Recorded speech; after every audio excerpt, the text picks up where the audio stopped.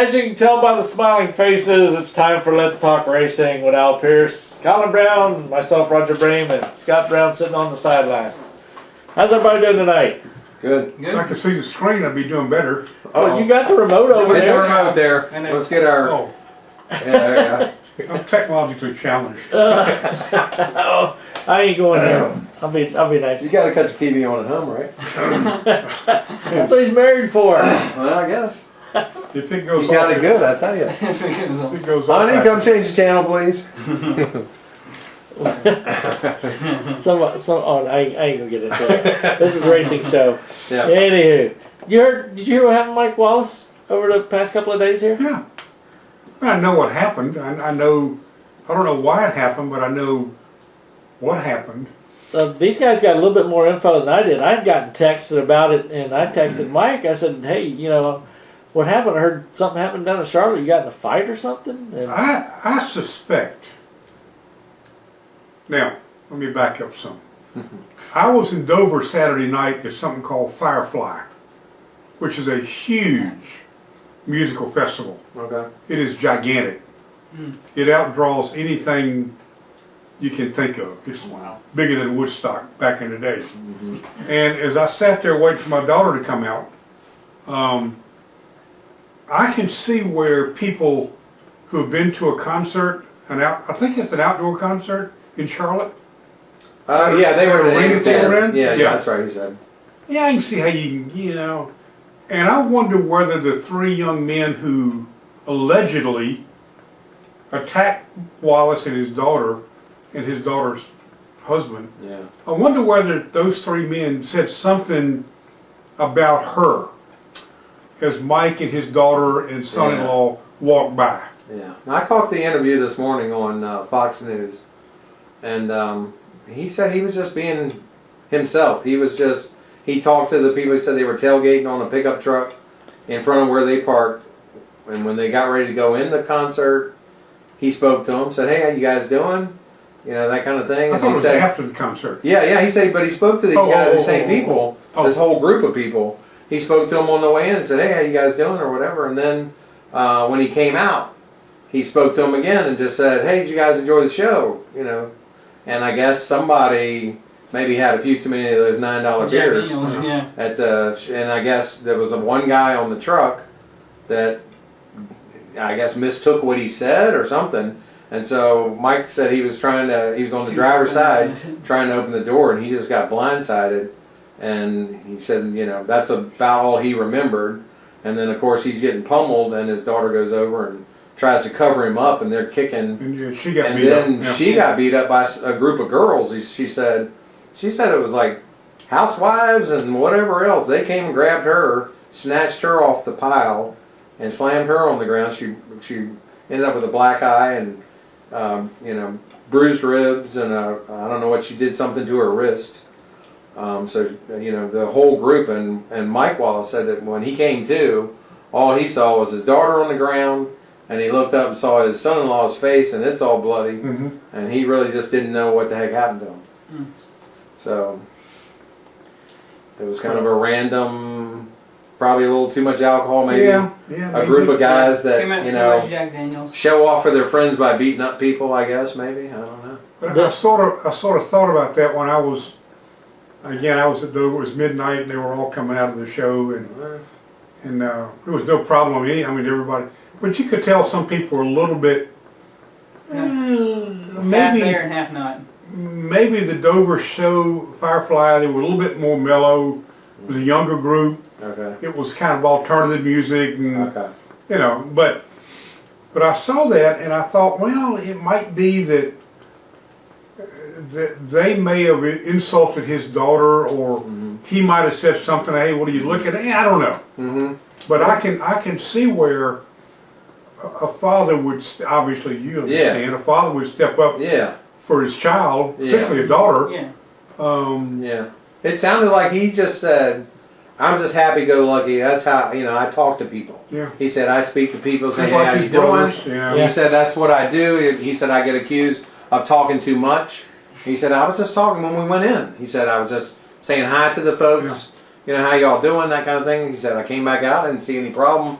You know, I thought I was just going to speak to him again, say, hey, how'd y'all like the concert or something like that? And he said it just went wrong from there. He didn't know what happened and why somebody took it wrong or something, but... Did you say those guys had a little bit of a history or something? And then, yeah, he said that he doesn't know it firsthand, but he's been hearing that this group of guys have, I guess, a history of assaulting people, and they may have assaulted some other people at that same amphitheater. Oh, okay. So it may have a previous history of having that kind of behavior or something before. But this group of, I think the only ones that they were able to apprehend were, they hadn't gotten away yet, were those 3 guys. But there's a group of women that need to be apprehended too, because they're the ones that really I think did most of the damage to his daughter. I think there were 2 brothers. There were two men with the same last name. Okay. And then another one. Okay.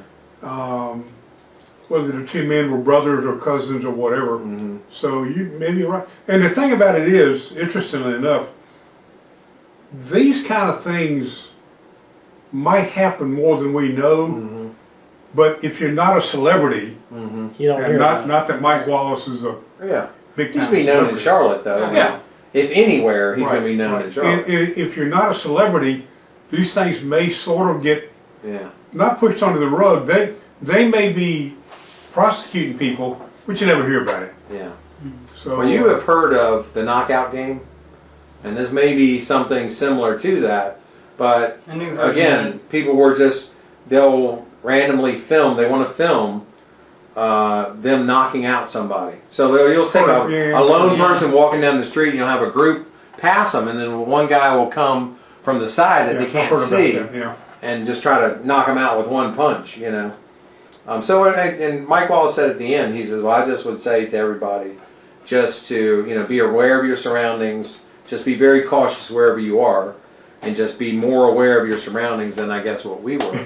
But again, so you got to watch if you're out by yourself or you're walking along with your daughter and you see a group coming at you, you may want to steer clear and actually keep a close eye on all of them, because you could become a victim of that kind of jump, you know. A friend of mine jokingly and sympathetically suggested, where was Shauna Robinson when all this was going on? Oh yeah. Because 20 years ago, roughly, at a Busch Series race in Atlanta, Mike Wallace apparently bragged to somebody that he was going to take her out on the first lap. She qualified on the pole, or she qualified on the outside, and he was somewhere. It was, and I don't know that he did it on purpose, but sure enough, before they made a lap, she wrecked, and he was kind of responsible for it. So there's always been kind of a little joke about, boy, if Mike Wallace ever gets in trouble, where's Shauna? Where? Yeah, when It might have been 20 years ago yeah, when she was somebody. Uh-huh. You know, she was running pretty good. Oh, I remember the name. Yeah. Yeah. I didn't know about it till somebody texted me, and it hadn't even hit the news yet. And Well, it was interesting. NBC, I think it was NBC. Dustin Long ran a story about it and ran a picture of Tony Raines. That's Because close. they look a lot alike. You look at Tony Raines and Mike Wallace without being beat up. They look a fair amount alike. And Without the blood. yeah, somebody just pulled up the wrong picture and ran a picture of Tony Raines. Okay. yeah, So I took and texted Mike. I said, Mike, somebody is asking me about you got beat up or something in Charlotte. He says, I don't know much about it. He said, I don't know if it was a fight or not, but yeah, I got the crap kicked out of me, beat out of me. I'm surprised that Kenny hadn't weighed in. And, Oh, he did. oh, I'm sure. Yeah, okay. Yeah, Colin was reading. What? From where? That was what from source? Kenny's Facebook page. From whose? Kenny's Kenny Facebook. Wallace's, Oh, Kenny. yeah, that's yeah. where Oh, I found it. Yeah, he was pretty disgusted about it. He was letting putting his opinion out there that Oh, yeah. how they had been beaten up senselessly like that. But yeah, and I thought from the way he was making it sound like he was playing it down. And I said, well, I hope everybody's okay. I said, I hope the concert was worth it. You know, just texted him back and forth. Then when I heard about it the next morning, how bad it was, then I felt bad saying it. It seemed sort of bad, and I was trying to just do it a light-handed thing. You wonder in some ways, so does that impact, like cup drivers try to be accessible, but at the same time, you think about incidents like that, you know, out in the public, and it might almost make you want to shy away. Like I'll go to my autograph sessions and things like that, but this is why I don't want to mix with the general public so much, because you never know when somebody might be after trying to settle something stupid from, they can't stand me because of the way I race or something like that, and they want to if I'm recognized out somewhere, they may want to start something with me, you know. I would be stunned if people like Jimmy Johnson or Kyle Busch or Junior or those people went to those kind of concerts. Now, an indoor concert where you can sit up in the box seats in a suite, that's one thing. Yeah, some security. But I don't believe that Jimmy Johnson and his wife Chandra are going to walk into a field, an open field, and watch a Rascal Flatts concert. I don't. They might do that, but I bet they don't leave in the same parking lot with the general public. Well, they may be right. Be one of those. They're leaving backstage somewhere. Limo drop you off, limo pick you up. Yeah. But so, those, it's just. But you're just trying to go around and do what everybody else does. Yeah, and it was such a random thing that would have probably happened to somebody else in that situation that happened to deal with these guys if that's their history. And I'll tell you, Mike's a nice guy. He will right there talk to you, right up, no problem. That's what he said. He said I get accused of talking too much. Well, he must be like Kenny then. Kenny's worse. Well. All right, Roger, what we got tonight? We've got Marty O'Brien calling in at 7:15. Which is right now. A couple of minutes. He forgot the number already. I had to retext it to him. Then we've got at 7:30. What's his name? Kyle Benjamin. Kyle Benjamin, K&N driver, and then we're going to have a follow up with. I told you this earlier. Cliff Daniels, right? Our buddy Cliff Daniels from Jimmy Johnson. Okay. How about Sam Warren's getting the win? First time back in the car in 6 months. Who did? Sam Warnish. Oh yeah, I saw that. Yeah. It was just interesting that and he may have back issues, I don't know. But Matt Tiff could not race because he got, we'll put Sam in the car. Back spasm, back cramps. See what Hornish can do. In other words, they're trying to evaluate their equipment. It might be, or it might be. Let's put somebody in there with some experience and let's just see how far off we are, or if it's our driver that's off. Yeah. Well, car good. Let's hope that wasn't the case for Tiff, because that didn't go well for him if that's the case. It's amazing how Hornish had several opportunities in Cup. He drove for Penske for crying out loud. Yeah. Drove for Petty, which is not a great ride, but it's still, and he just never, ever seemed to adjust. To get it. IndyCar was great. Won the 500, won championships, I think. Did pretty well. He never did F1, did he? It might be that he was just an IndyCar star who could never get it done anywhere else. Yeah. Kind of like Danica. I was waiting for that. No, I think his last, he had, I don't forget the car, but it was Twisted Tea was the sponsor, and I thought they were actually starting to do pretty well, and then all of a sudden they plugged somebody else in that car. Do you know who's in that car? Ryan Scott now. He was a RCR Xfinity Series driver. driver. Okay, all right, yeah. So I don't know if they decided to go younger or exactly what the deal was there, but I thought he was maybe about to have a change in luck. Our boy William Byron. 2 for 2. Our buddy. 2 in a row and 3 for the season. 3 out of 9. Not bad. He's kind of like 5 wins in the stuff, wins in the K&N series and the Rookie of the Year and the championship. Yeah. So he's following it up. They had a nice, good interview with him on NASCAR America this morning. They did. Yeah. F1 race. He's still on the roll. Weekend. I have no idea what happened there. I know that the F1 Nico Rosberg won. Rossi did? Yeah. Rosberg? Yeah, Rosberg won. Perez was 3rd. What happened to Lewis anyway? I don't know what. I think he faded. Way back in 6th or 7th is what he finally finished up at. Because he had pit stop errors. It looks like Gina Haas's cars aren't doing that well. Started out pretty well. Yeah, and then they kind of fade. And then sort of didn't keep it up. It's kind of like you always see They got points Haas's- on the first race, and they haven't had points since. I haven't know, yeah. Yeah. It's like you always see Haas's cars are either 12th and 15th, or they're either 13th and 14th. They're kind of in between, right around there. Let's see, Well- Patrick Carpentier is going to be in the 32 car for Go Fast Racing. Let's see, I who think else? he's the only one, the only The so-called only road ringer. ringer, right? What about Cody Ware? He's I have no idea who he is. Rick Ware or... He's certainly not a road course ringer. Nah. No. Dylan Lupton, I'd be surprised if he makes. Only one guy's can miss the field, so. Yeah. And apparently Chase Elliott is going to run in the K&N Pro Series West Oh, at Sonoma. I guess he's Yeah, getting a little track time. Yeah, seat track time, Yeah. for that race. So that's a good Makes thing. sense. Yeah, that's a good thing for him. I mean, that they all got. I don't know how much that translates, that style car to a cup car, but Yeah, I'm sure a lot But of them. you learn the circuit. But yeah. Oh yeah, and a lot of them Yeah. got the. I'm sure had the iRacing stuff too to learn it too. Sonoma, you know. They got a lot more penalties again from Iowa, too, for the Xfinity guys. Hmm. Elliott, Eric Jones, Brad Keselowski. Oh, I guess it won't be that good of a weekend for us junior fans. crew chiefs for Sonoma. the number 1, No. 20, and not 20. normally.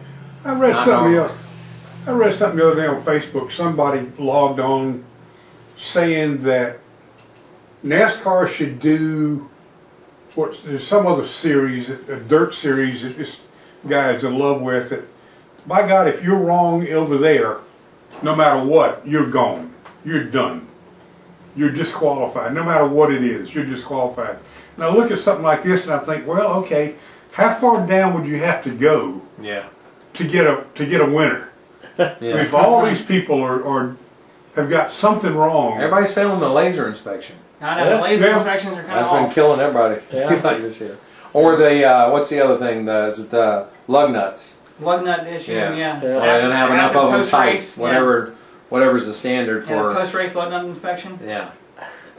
but About now, this, a race- if you pass laser before the race and you get on the grid cleared, Yeah. why would you not be cleared After. I don't know. after? Well, I guess if you. I know you can beat and Hit the bang wall. the car and it all it settles, but certainly there should be some allowance for that.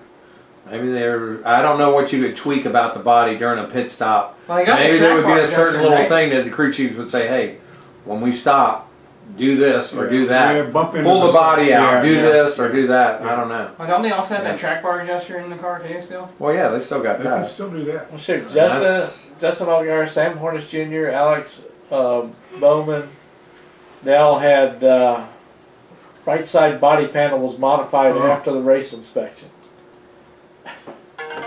Is that where they're trying to jack it up and then slamming into it or something? Here's something Al would be interested in. They got some new food at the Sonoma racetrack this weekend. A crab cake corn dog. What does that sound like? Sound like something I wouldn't touch. Mystery meat. Crab cake, maybe, not a corn dog. Yeah, I don't know about that one. Corn dog crab king. And how do we get, I guess, what, San Francisco area, I guess they're known for that. A waffle witch stand, so maybe they're making sandwiches out of waffles or something. Yeah, cheesesteak, I guess, on a waffle.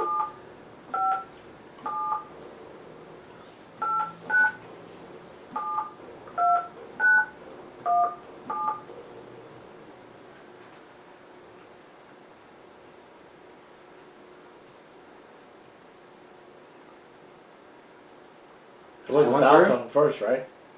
I doubt it. It's a grand. Try again. Try again. There it is. Okay.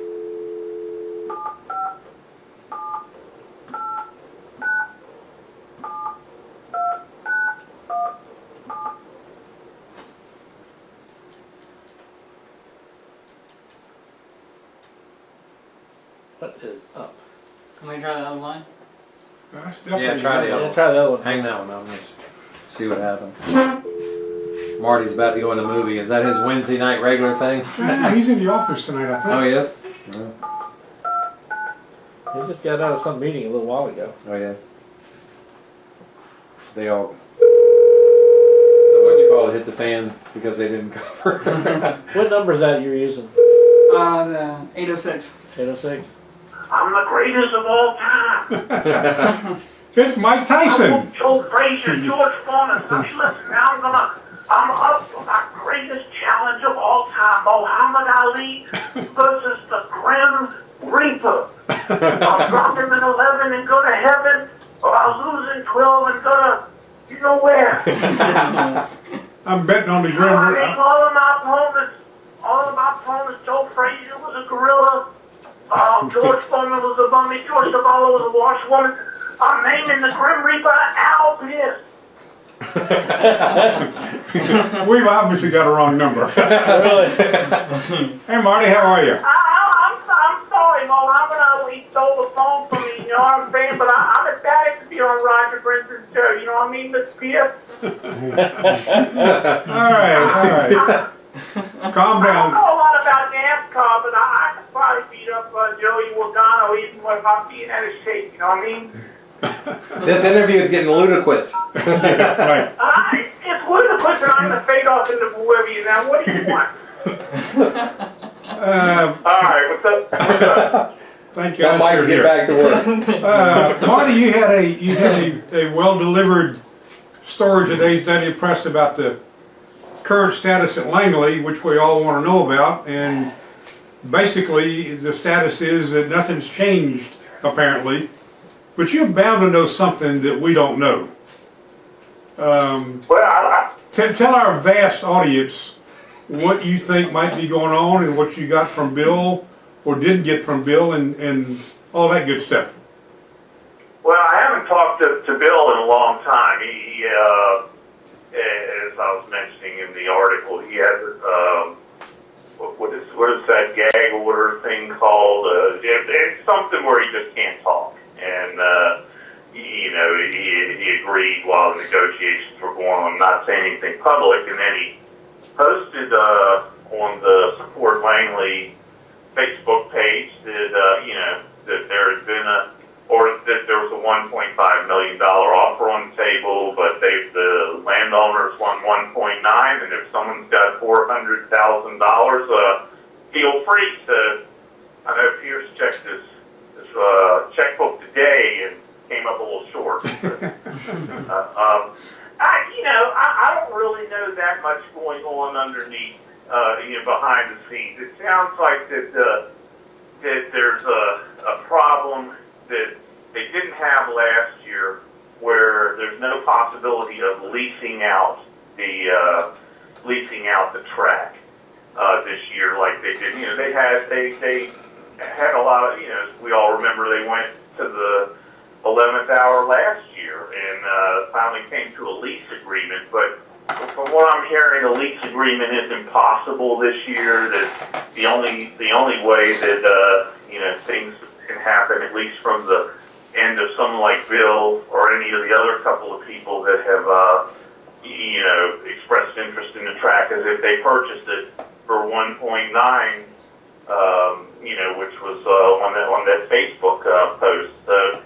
To me, it doesn't look like anything's happening this year. But the one thing that I'll say, of course, almost everything beyond that is just rumor. But contrary to what I think some people think, it doesn't sound like there's a whole lot of action going on. You're trying to sell that place as something other than a racetrack. Bill mentioned it on the post that we're just kind of sitting and watching it waste away right now, were the words that he used. Right now it's just sitting, and hopefully whatever's going on that's causing the hold up, whether it be the price or whether it have things to do with the lease, hopefully they'll get it taken care of, and at least we'll have 2007. The thing I don't understand, Marty, and we talked about this a time or two, I don't understand that if Bill has this gag order,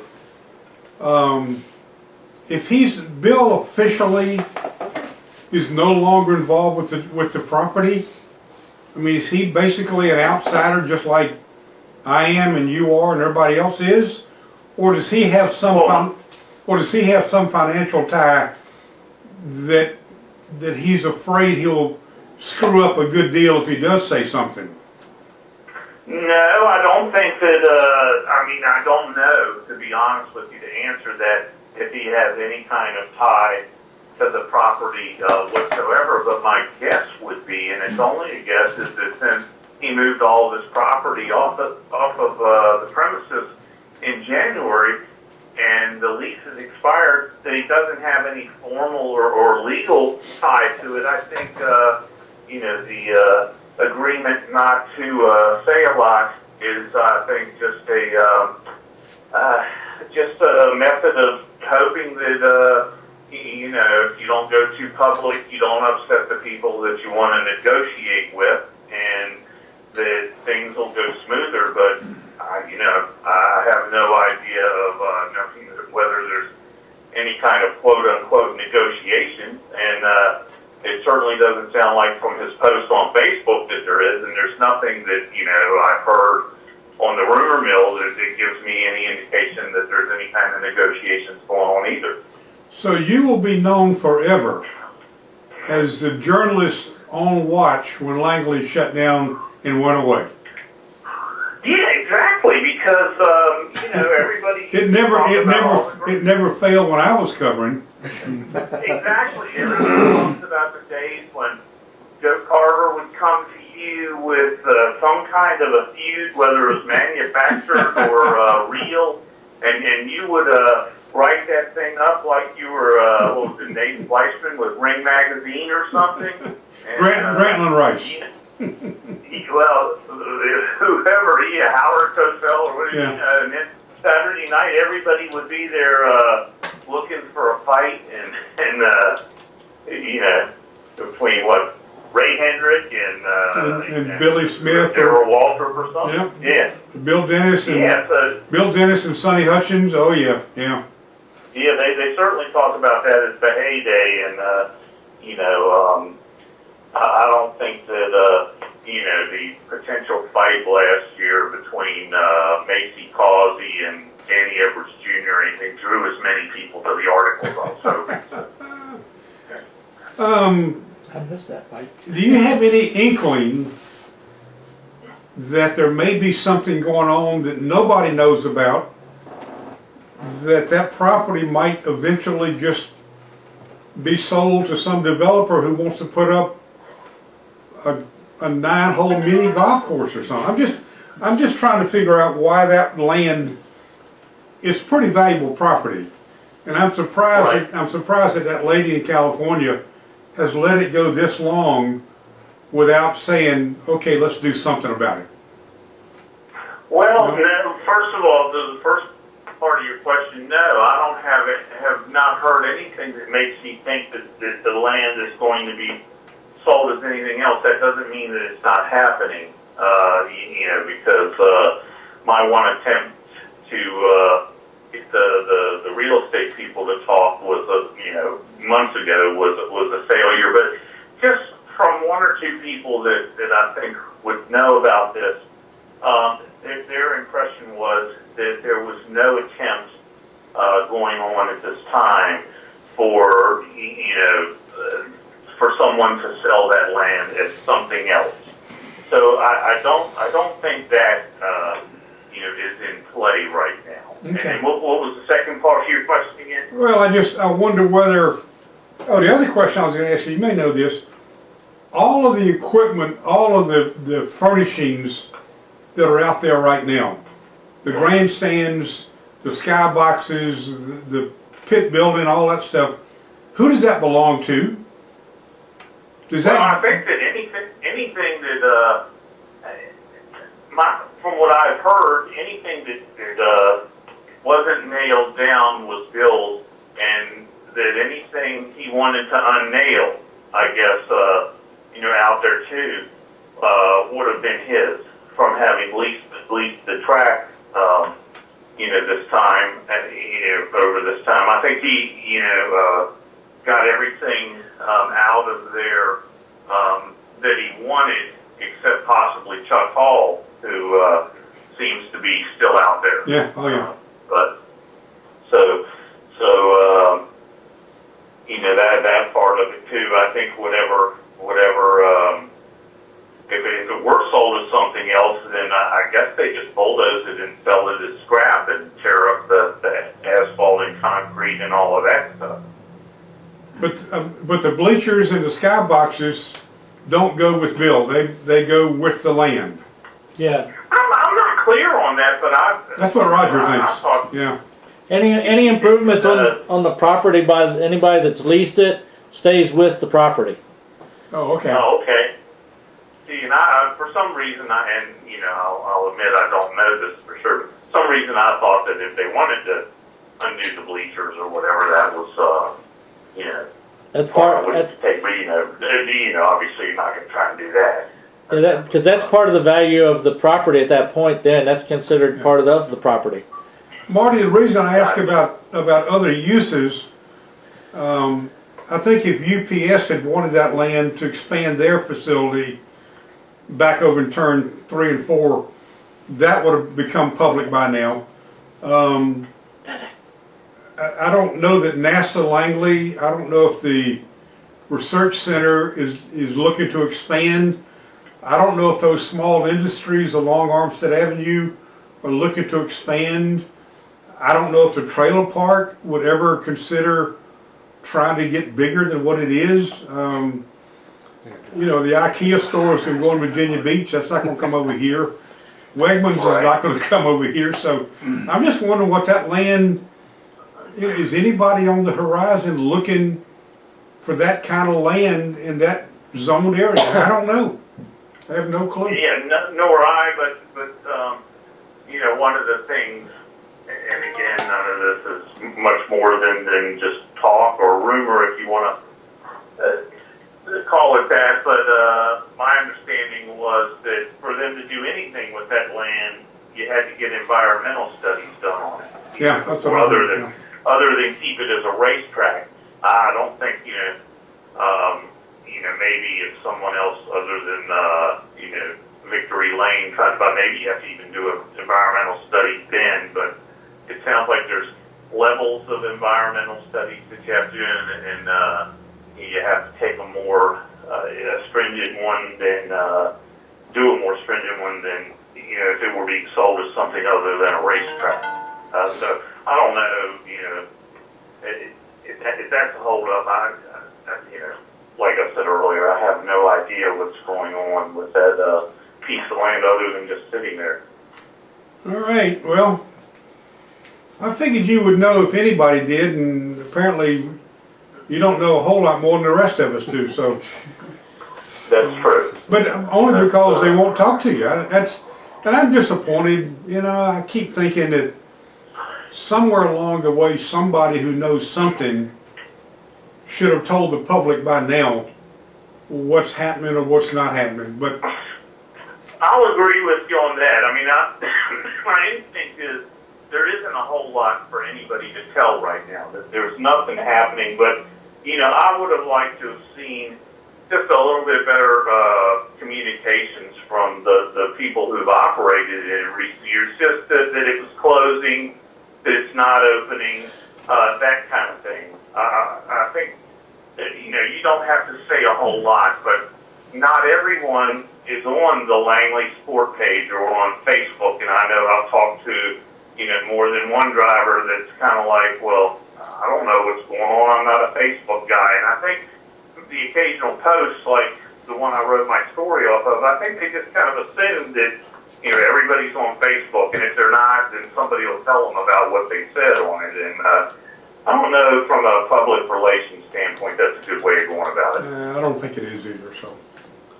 Well, we appreciate you letting us call in and bother you on a Wednesday night. Yeah, well, no problem. I'm going to get back to my training for Holyfield. I'll see you for lunch on Friday somewhere. All right, sounds good. Roger, talk to you soon. We'll talk about it. Thank you. All right, thanks. Thanks, Marty. Later, Marty. So at this point, I guess they have said that if they were to get an agreement, they could be ready to go in 3 weeks, 2 weeks, Chuck says 2 weeks. somewhere around there. So now we're talking mid to late July right now. Is it worth 1.5 at this point No. to even run Well, if you an get abbreviated season like that? but you're buying it for the rest of your lifetime. Yeah. Once you bought it, it's yours to do You're what not you buying want. it just for this Okay, year. I thought this. Okay, You're buying so it this for is in not. This is a perpetuity. purchase, not a Yeah, lease. right. Oh, no. Okay, this is a Right, purchase. right, Okay, right. gotcha. Lease Yeah, is only I got few you. I'm with you $100,000 now. a year. Yeah. Okay, I thought that's what they were commanding for their lease. No, I didn't realize no, that was no. just okay. So That's that's the sale cool. price. Okay, yeah. Yeah, the lease. All right, so you'll take the purchase whenever you can get it. Yeah, I would think so. Yeah. Mm-hmm. Yeah. Yeah, the lease is only And what you Right. could do, 200,000 what you or could something You like do, do what you want to do it, you know?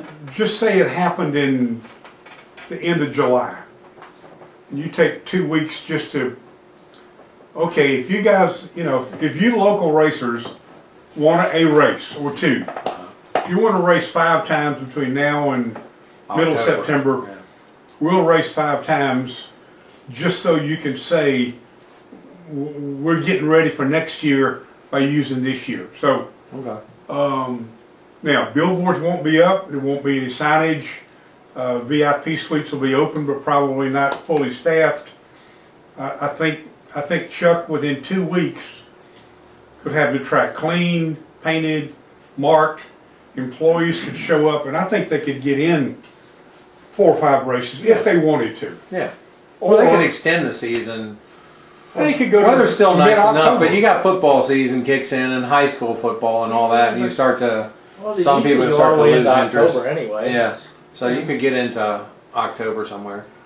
So you got half of July, August, September, October. So you got 3.5 months. Okay. What worries me the most is that the lawyers and the real estate guy who are dealing with this lady in California, what worries me is that they have been out very quietly, very much under the radar, trying to find somebody Yeah. that'll buy that land and put something on it, Mm-hmm. like a A big FedEx industrial building or FedEx office or something. yeah, something. I mean, you may have to dig down 5 feet and take a bunch of dirt out. You may have to spend a ton of money getting that land leveled and smooth and all. Flatten, yeah. But if you're a developer, if you're a multi-million-dollar developer, That's That's not No necessarily. big, no big deal. They build shopping centers on top of old garbage Yeah. dumps and things, and it's happened before. yeah. I'm just worried that at some point in time, we're going to hear that the lawyer and the lady and the real estate guy have spent 4 months And they found a buyer. courting, cultivating a developer who says, why don't we put up more trailer parks? Just put up a swimming pool, make it a retirement community. A little bit upscale, not like that junky trailer park out there now. But let's go upscale. It's not a great part of town, but Well, as long as you like jet noise. Yeah. bring in some trees, put up a pool. Yeah. I don't know. Yeah. What? Hey Kyle, how you doing? Good, are you? Oh, we're going crazy. We're still meandering over this Langley Speedway thing. If we're ever going to get something worked out or not. Yeah, I hear you. What have you been hearing? Just from the scuttlebutt, from anything? Have you been listening out? Oh, what, the Langley? Yeah. I haven't heard much. Okay. All right. Well, let's get back to the regular interview part then. Go ahead and introduce yourself. Give a quick bio about yourself so the people listening know something about you. I'm Kyle Benson, Commissioner of my and that's about it. I know that. I need more. Hey, Kyle. Yeah. Can we call you back? I think we got a real bad connection because you're fading in and out really bad. Okay. All right. Hi. Try again. Alright, wait for it. Man just woke That sounds like.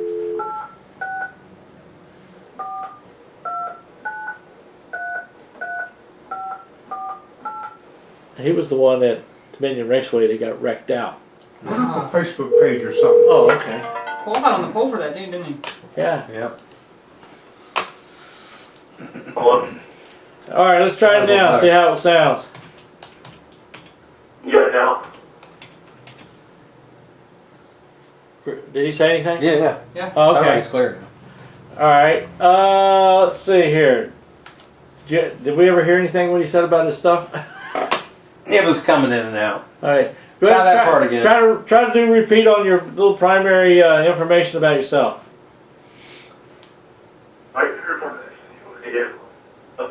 I think he's got a Oh, bad my connection.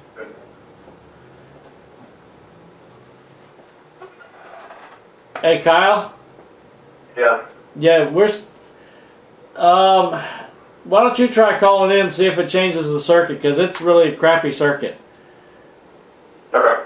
What number did I give you before? What's that, the 809 number we're on? No, we're on the 806 number right now. Oh, you got caller ID, just call back. Shit.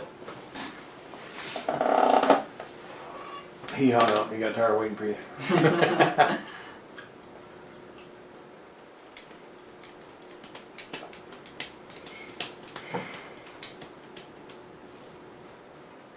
You said it was 809 or 806 it was, you were calling it? That was the 806 number. 806.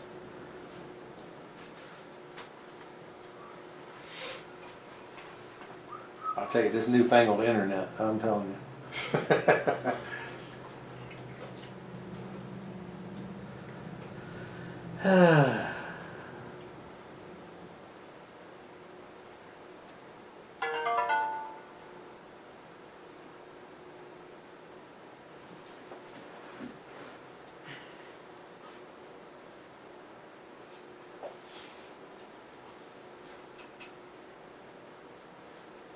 We do dinner early.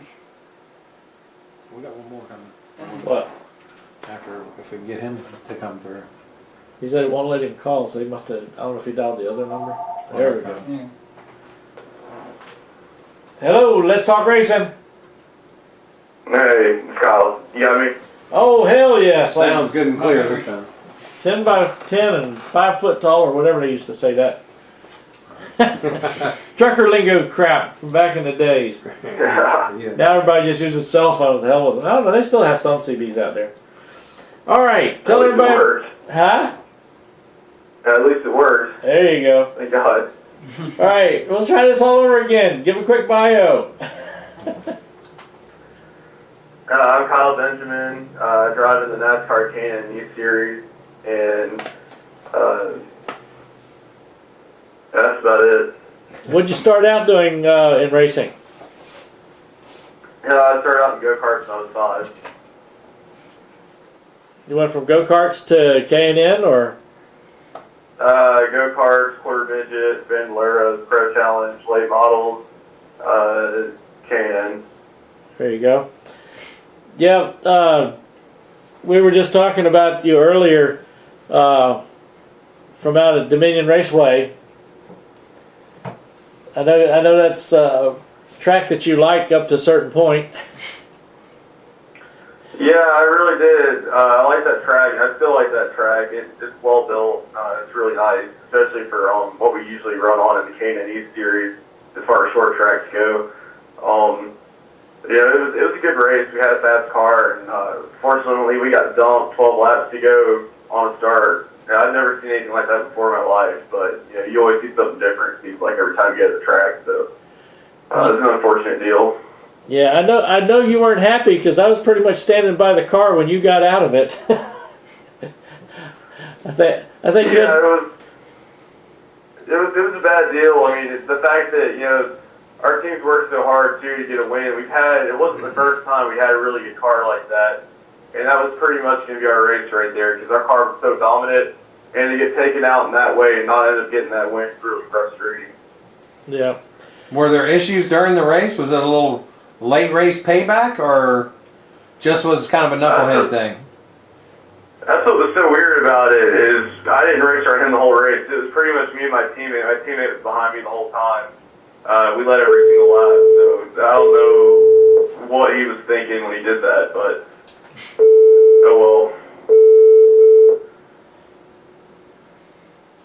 So with 12 to go, you think you'd have had a shot at a top 5, or you think you'd have worked all the way to the front?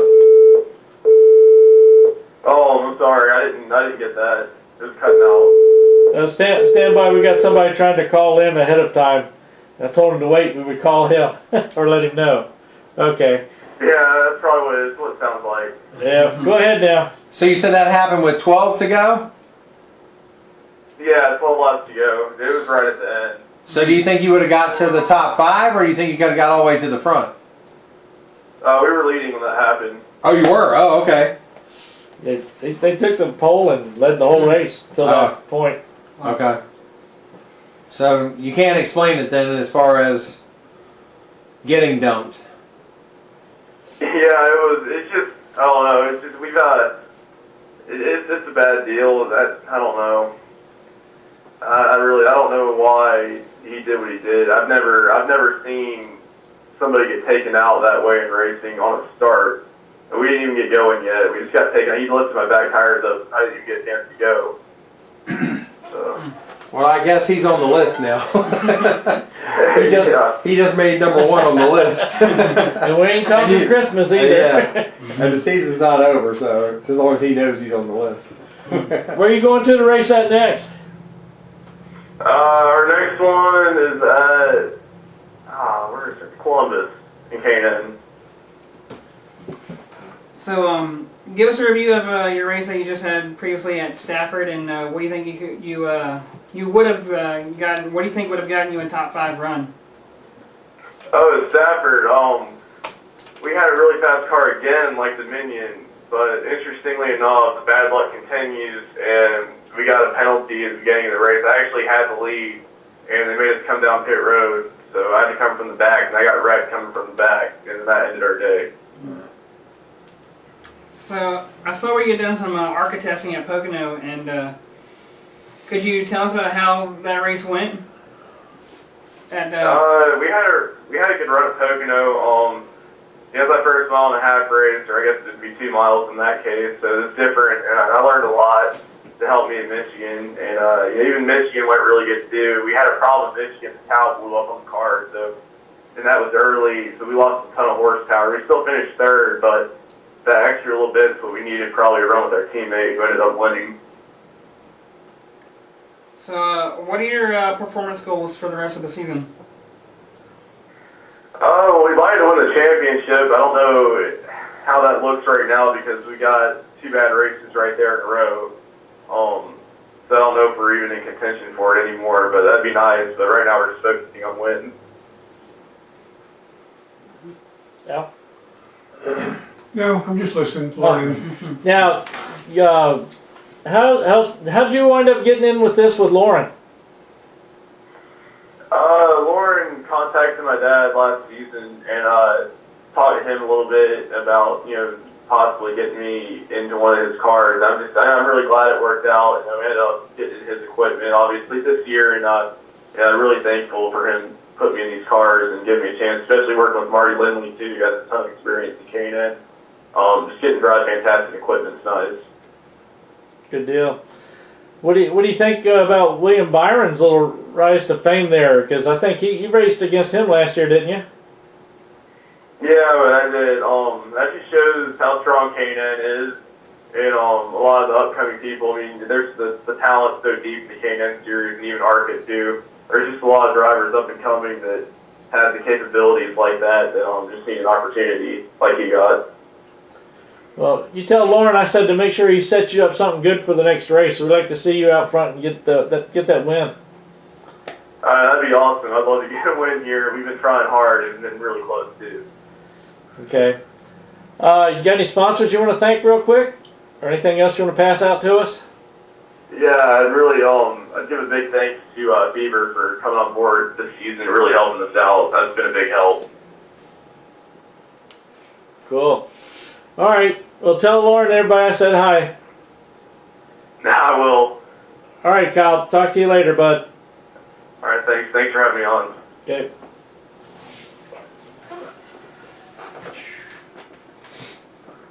He's been on sound like before, he's hasn't What's that? he? He's been on before. Yeah, I think we've been. Or at least somebody from the team, yeah. Yeah, he's been on before. It's just been a while. Somebody else you had though From the same team on too. the same team. not Yeah, too we've long. had Lauren on there, but we also had the guy that won Yeah, that's what it was. as well. Davis, right? Huh? No, Spencer Davis too, right? He's another Rainier racing car. Yeah. He was the most recent one. Spencer Davis was just a couple weeks ago. Yeah. Well, it sounds like he's got speed. Yeah. Sounds like he's got everything except luck right now. Yeah. Okay.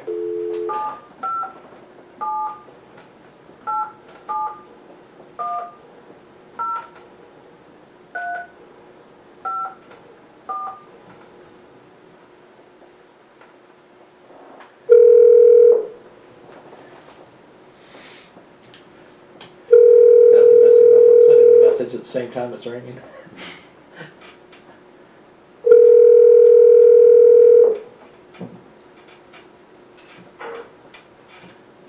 Well, that's Cliff. Hey, Cliff. How's it going, bud? Hey, great. How are you guys doing? Did you get all your moving done the other week? Completely. That was stage one. Uh-oh. Still got stage two ahead, but yeah, it's coming along. Not doing too bad. Tiff help you out, or is this a move you're doing by yourself to separate? Just say that one more time. I'm sorry.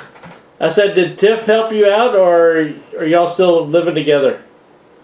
Yeah, no, we actually are, and she's going to be getting a place of her own. My fiance and I are getting married in December, and we're working on getting a house of our own, hopefully sometime soon. So a lot's happening. Not to mention, long story short, a couple weeks ago, a family member passed away, left us a bunch of furniture. So we've got a lot of different areas that we've been trying to get furniture and just areas situated. So it's been good. It's been busy. Cool. Well, I know Al always likes to consider you as one of those people that, what's he doing now after he left Langley? I want to ask Cliff this question. Cliff, this is Al Pearce. Hey Al, how are you? What's it like having a father so famous that he wore a big white cowboy hat and that big old beard and sing "The Devil Went Down to Georgia" anytime he wants to? I mean, is it cool to live with Charlie Daniels, the great country music singer?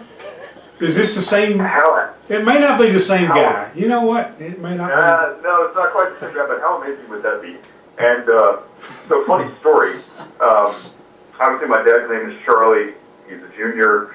So his father was Charlie. So my grandfather's brother, his name is Jack. True story. So above me is the Charlie Daniels. Jack Daniels. So, as you can imagine, I've gotten many questions over the years about my family lineage and any connection that I might have. My dad always said he couldn't play a fiddle quite like the real Charlie Daniels could, but he could certainly play radio. Yeah, but Charlie Daniels could not drive a Grand Stock like your daddy could. That's very true. Did he win 2 championships at Langley? Just one. And Just one, okay. In 89, I think it was 89. Yeah, I remember. Yeah. Yep. Well, He was pretty good, as I recall. Yeah, he wasn't too bad, and then eventually he had 2 kids, and along came baseball, and then along came go-karts. As for go-karts, we can all imagine what happened from there. So. We were just talking about Langley. It looks like, sadly, Langley may be done. Certainly for this year, and very possibly for all time. It just doesn't look very optimistic going forward, but you never know. Things have been known to happen. But I'm sure that if it does go down, they'll go down swinging. hey, check with Chad Canal, see if he's got some spare dough and he can be a silent partner. No kidding, man. I've been trying to keep up with the news, obviously surrounding Langley as much as I can, and it's just, as anybody that grew up in the area, as many of you guys, people that have been around the racetrack, Langley Speedway far longer than I have, but even in the time that I had there, man, it's so disappointing. What a great track. Good crowd every night, good car count, good family atmosphere, all the things that you would love and appreciate in a short track. Langley provided a lot, not to mention, over 50 years of history. I know that. Yeah. So tough to see, what's happening now, for sure. Well, it's not official, but it's getting in that same area code, so I don't know. Yeah, so I've been told. It's sad. So how's it going being the car engineer or race engineer out there at Jimmy Johnson? Man, it's been going great. We've honestly, our results, like the final finishing position for our car, just has not reflected, our performance over the last 4, 5, 6 week stretch. Obviously we started off the year very strong, had a lot of good momentum going, so then that puts you in a fortunate position that you can try research and development items, whether it's components or a new setup or a new body. Plenty of things that we worked on, but still were competitive. And, bad luck in Michigan, bad luck in Pocono, bad luck at Bristol, obviously had a strong run at Charlotte, bad luck at Dover. I mean, we were going to be in great position to, if not win the race, at least contend in Dover. And, what a fluke thing to have our shifter fail the way it did. So, I think we've been pretty strong this season. Obviously, the results haven't 100% reflected that, but we've been rolling right along. Well, what you usually want is for people to start asking, what's wrong with Jimmy? Because anytime those questions start coming up, Jimmy usually goes on a roll. So the sooner people start asking that, the better you guys are going to be. Yeah, they have every right to ask that. I mean, we finished, in the 20s at Pocono and the 20s at Michigan or whatever it was, after, some late race, restart incidents, things that happen. It is what it is. But man, it's so tough, as a competitor, be a fast car and Jimmy's obviously driving the wheels off of it. Have good pit strategy, have good pit stops, be in a good position. And then when things don't work out, man, it's heartbreaking. Yeah, both cars on that side of the building at Hendrick right now are running into hard luck. So I don't know if you guys find something, maybe pass it over to Junior. Yeah, I think same thing for them. There's been plenty of races this year. Even the Michigan race, they didn't qualify well, but to start off the race, they showed speed. They were going to be starting to work up to the field. Every now and then, when I have time, just to kind of keep up with our teammates, I'll scan, the radio of, either the 88 or the 24 or the 5. And Junior was really positive about the car, was able to drive in traffic pretty well and pass. Bad luck for them. So whenever we figure out a way to get the monkey off of our back, I think, not only our two cars, but the 5 and the 24 have been running pretty well lately, I think. Yeah, you got to show quite a bit of strength. You got to solve the shifter braking problem. That's happened to both cars, and you got to keep the steering wheel on both cars. That's happened to both cars. So yeah. Hard to drive without both of those. No doubt about that. No doubt about that. That was tough. Hey Cliff, I've been asked by many people, what exactly does the race car engineer? What do you do? Well, that's a good question. It's a question I've been asked quite a bit too. And for just a casual fan or for anybody that can understand this relationship, this is an analogy that I like to kind of use for visual. If you think about a football team, you have the head coach. That would be the crew chief for us. So that's Chad Knaus. Then you have an offensive coordinator that's figuring out a way to score on the other team. Anything they can do to drive down the field to go score points. That would be my position. I would be the offensive coordinator. Then you have a defensive coordinator, protecting home, basically. That's our car chief, Ron Malik. So making sure nothing mechanically would fail in the car, that everything is assembled properly, set up properly, the way that we would, spec it out for, either our setup sheets, our body builds, the chassis builds, suspension components, anything else that there would be. So my role specifically has to do with working with our aero department, any gains that we can make in body development or anything undercar or chassis related.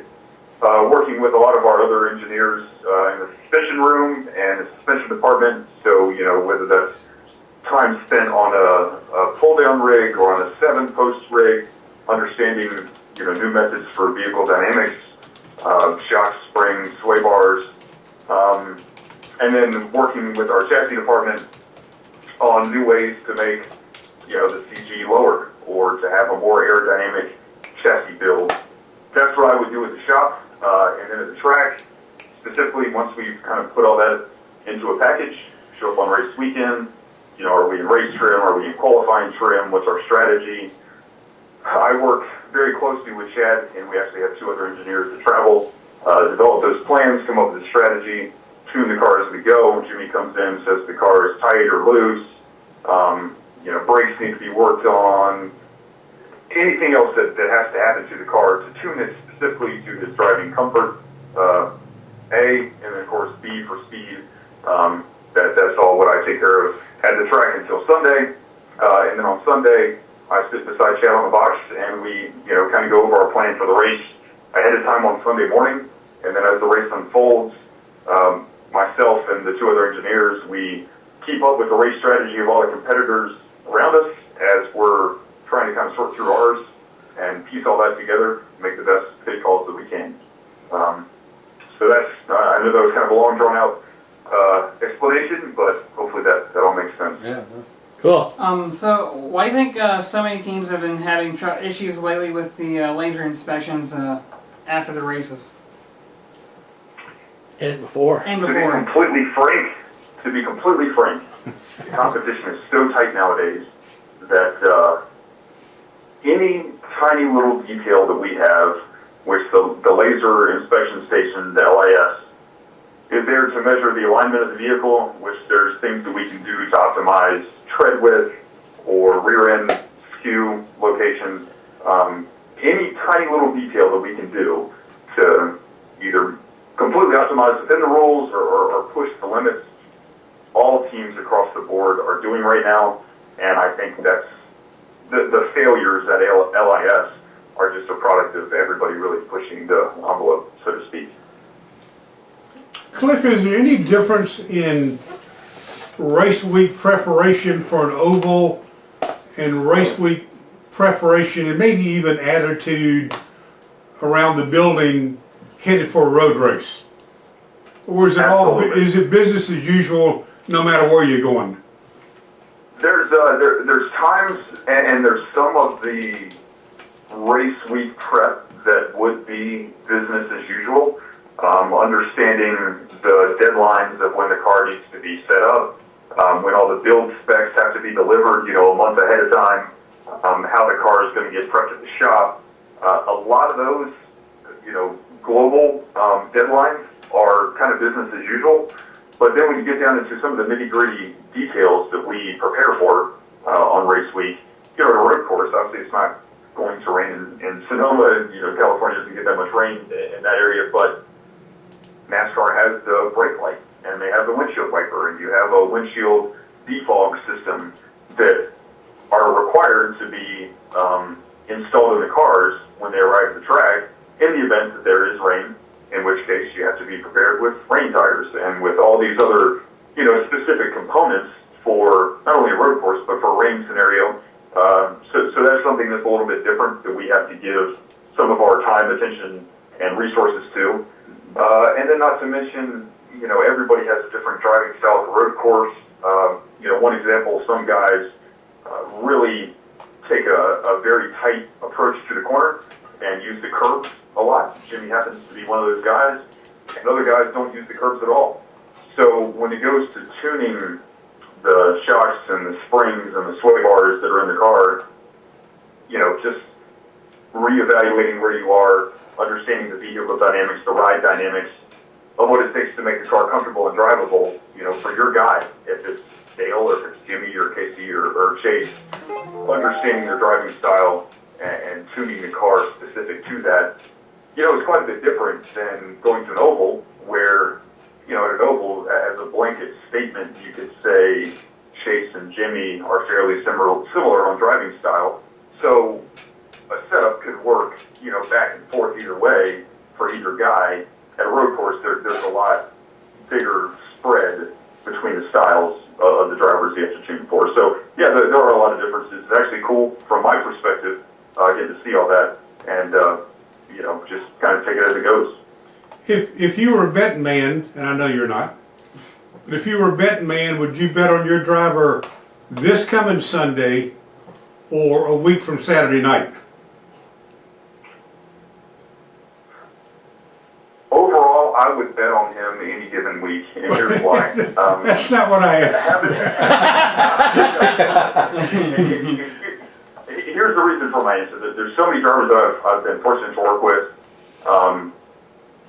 Seen so many different sides of the sport, from racing on my own to my dad and my sister, coming up through the ranks the way we did, working in the nationwide now, the Xfinity Series.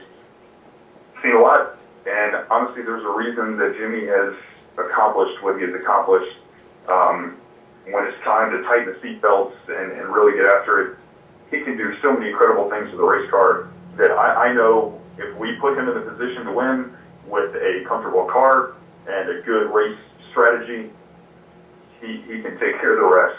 So that's man, I can never bet against him. I'll put it that way. Okay, we'll let you off the hook this time.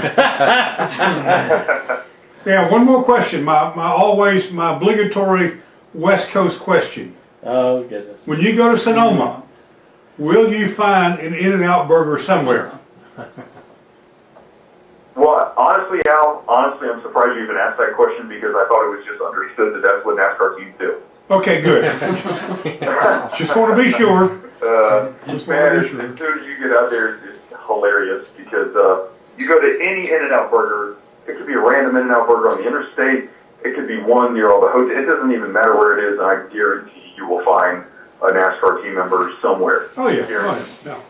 Well, one thing you need to look out for, we saw on posted for new food at Sonoma, so this is something you can try out, is a crab cake corn dog. So I know you guys will run for the stands looking to figure out where the crab cake corn dogs are. Wow. That is wild. If you were born and reared in Hampton, there's only one kind of crab cake, and it ain't a corn dog. No, yeah, that's exactly what I'm thinking. Wow. That's crazy. I might have to try it just out of curiosity. Yeah. I don't know. Go down to Pocosa and get a crab cake. Yeah, there you go. Cliff, thank you so much. You're flying out tomorrow morning, I assume. Quite early? Yep, we fly out, I think 9 a.m. tomorrow morning. Okay. And, on the Hendrick Plains, we've got a couple fuel stops to make.